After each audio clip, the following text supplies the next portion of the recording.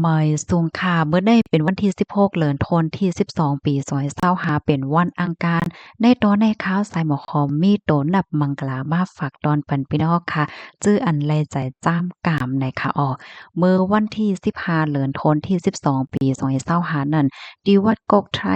หน้าป่าเจเว้งเมืองเจดอนเพชรบูรณ์ค่ะไล่จะเฮ็ดปางโหลต้านวัดใหม่จะรอบใหม่ในค่ะที่ในปางนั่นก็มีมนต์เจ้ามนต์จ้างเจ้าโตนคู่อันจื้อเสียงใหญ่ลื่นหลังเกี่ยวกับโดยรวงอันปันจกปันลาบดีก้นหวานก้นเมืองเฮ็ดจังไหนค่ะเมื่อพ่องหนังนั้นในอันเป็นตะกาศรัทธาก้นหวานก้นเมืองเขาในเปิ้นในก็ไล่ไตเต้นหอมค่ะเนาะเปิดตาเต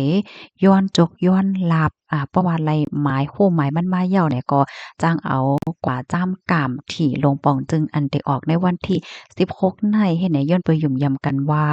อันปางโหลต้านก้องใหม่จะรอบใหม่ในมันทอดมันแมดมันมีมังกลาและจางมีจกลาบมาปันก้นเข้าโคมในปางโหลต้านและก้นวันก้นเมืองว่าสังว่าเจิ้นในเฮ็ดให้ค่ะเต้นหอมที่อันเขาใต้นั่นค่ะนะก็ออกมาหมายโตนนับในเป็น739แลดัง789ในค่ะข้อมูลตอนในค่ะเลยปีมาที่ห้องการข่าวสดออกไว้เนี่ยค่ะในก็เป็นปรอนตอนนึงค่ะเนาะเอามาสืบเป็นแผ่ปันพี่น้องค่ะตอนดาพี่น้องค่ะมังจื้อที่อันมีลองตั้งยุ่มยำแลใครจ้ำกามว่าสังว่าเจิ้นในเนี่ยค่ะเนาะในได้ก็เป็นตั้งยุ่มยำปรอนตอนนึงกุ้ยเนี่ยค่ะนะป้อหลีก็เอาป้อเมาก็8ว่าไหนในค่ะเกี่ยวกับโดยรวงการจ้ำกำนั้นก็การโทษที่โทษหางว่าสังว่าเฮ็ดในส่วนตัวค่ะได้ก็ป้อปันแห้งหนังเก่าในค่ะเนาะก้อยก็ว่าหึงนั้นๆป้อเหมือนจังหนังว่าเฮาค่ะจ้ำกามตีถีลงปองจึงว่าสังว่าจังไหนแน่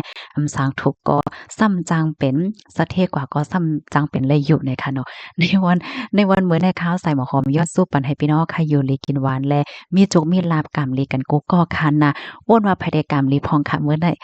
ค่ะยินจมค่ะหมายทรงค่ะ